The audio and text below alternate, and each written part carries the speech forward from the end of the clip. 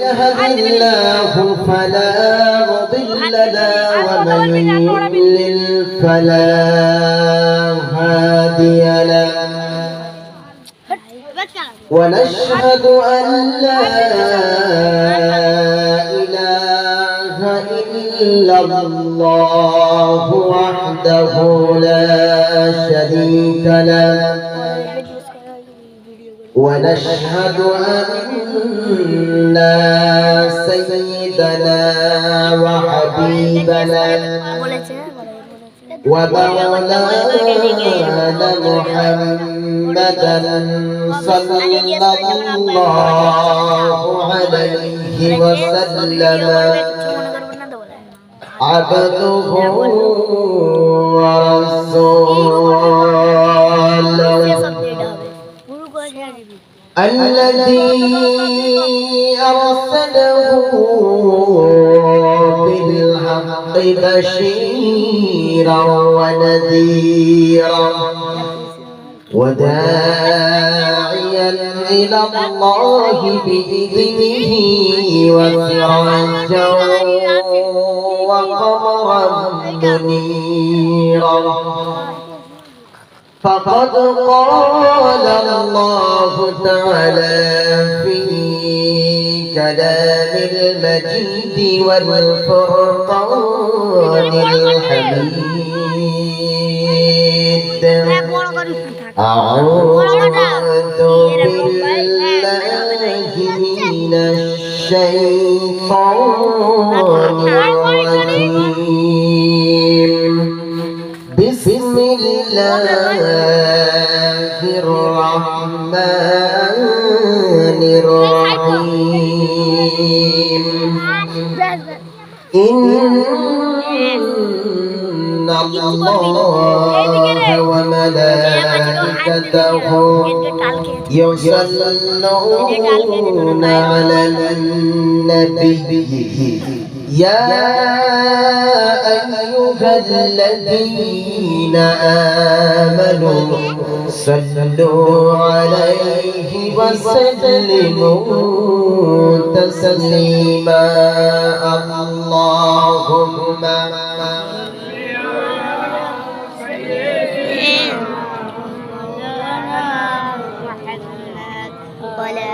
وعلى آل سيدنا مولانا محمد সিজদায় নত অস্ত্র ছাড়ো প্রভুর শরণে হৃদয় গড়ো সিজদায় নত অস্ত্র ছাড়ো প্রভুর শরণে হৃদয় গড়ো প্রাণ ঢেলে সব কথা বলো প্রভুকে রাত কেটে যাবে ঘুমে অলসে রাত কেটে যাবে ঘুমে অলসে সিজদায় নত অস্ত্র ছাড়ো প্রভুর শরণে হৃদয় গড়ো প্রাণ ঢেলে সব কথা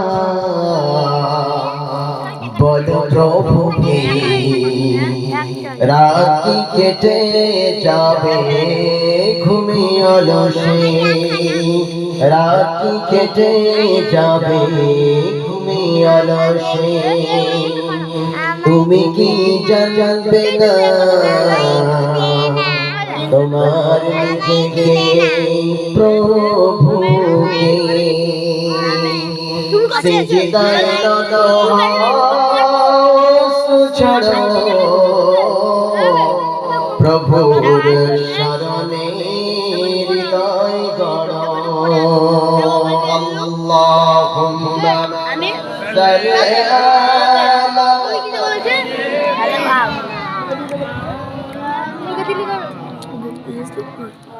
وعلى علي سيدنا مولانا محمد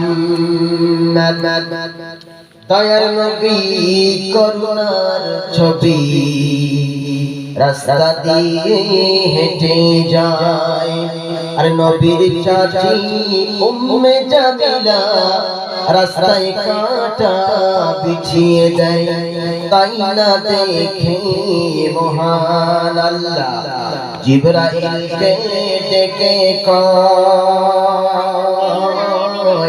ও জিবরাইল যাও চলে যাও ফুটবে কাঁটা নবীর পায় আল্লাহ বলেন ও জিবরাইল জলদি করে যাও না আর উম্মে জামিল কাঁটা বিছায় তুমি বিছাও তোমার ডানা আল্লাহুম্মা সাল্লি আলা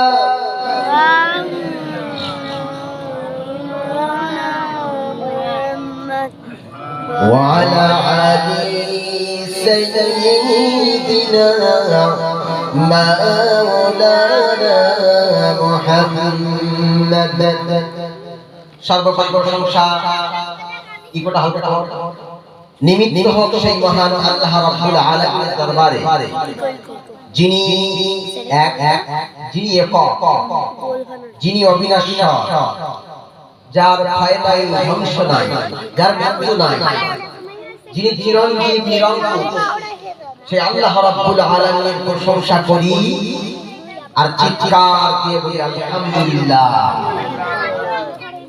এক পাল্লায় যদি গোটা পৃথিবী রাখা হয়, এই মহাবিশ্ব যদি এক পাল্লায় রাখা হয় আর আল্লাহ রাব্বুল আলামিনের মহিমান্বিত বাণী আলহামদুলিল্লাহ, এই আলহামদুলিল্লাহ যদি অন্য একটি পাল্লায় রাখা হয় মুহূর্তের মধ্যে আলহামদুলিল্লাহর পাল্লা ভারী হয়ে যাবে। জোরে বলুন সুবহানাল্লাহ।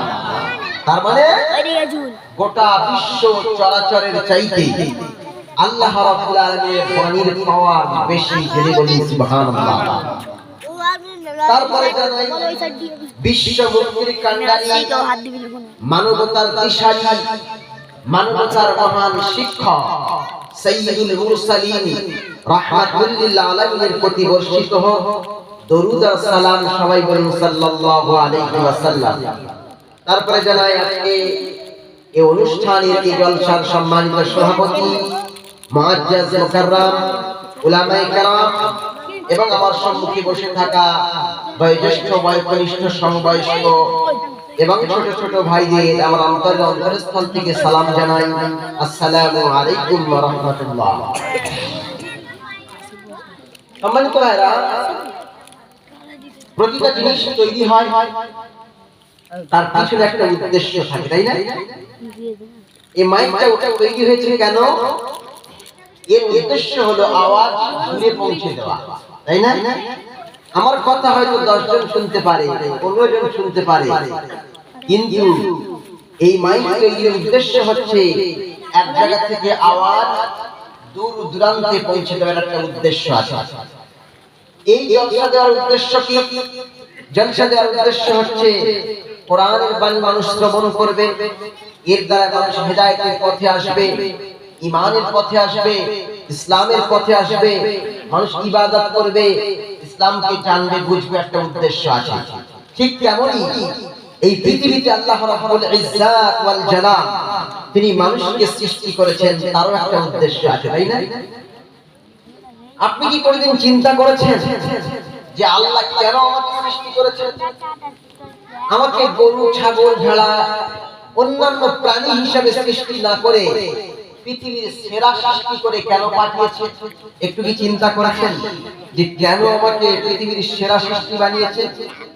সেরা সৃষ্টি হিসেবে বানিয়েছেন আল্লাহ এই জন্য আমাদেরকে ভালোবেসে আল্লাহ রাব্বুল আলামিন মহব্বত করে আমাদের জান্নাতি বানাবেন। এই জন্য আল্লাহ রাব্বুল আলামিন কোরআনুল কারীমের মধ্যে তার উদ্দেশ্য করেছেন যে আমি কেন মানুষকে সৃষ্টি করেছি এবং জিনকে সৃষ্টি করেছি। আল্লাহ রাব্বুল আলামিন তার উদ্দেশ্যটা বলেছেন। আল্লাহ রাব্বুল আলামিন মহাবিশ্বের মহাবিশ্বয় মহাগ্রন্থ আল কুরআন আল কারীমের মধ্যে বলেন ওয়া মা খালাকাতুল জিন্না ওয়াল ইনসা ইল্লা লিয়াবুদুন। আল্লাহ রাব্বুল আলামিন 1400 বছর আগে 1440 বছর আগে আল্লাহ রাব্বুল আলামিন মুহাম্মদ সাল্লাল্লাহু আলাইহি ওয়াসাল্লামের কাছে কোরআন নাযিল করেন, কোরআনের আয়াত নাযিল করেন। গোটা পৃথিবীর মানব মণ্ডলী কেন সৃষ্টি হয়েছে, জিন জাতি কেন সৃষ্টি হয়েছে, মানব জাতি কেন সৃষ্টি হয়েছে, আমি আপনি কেন সৃষ্টি হয়ে পৃথিবীতে এসেছি, এর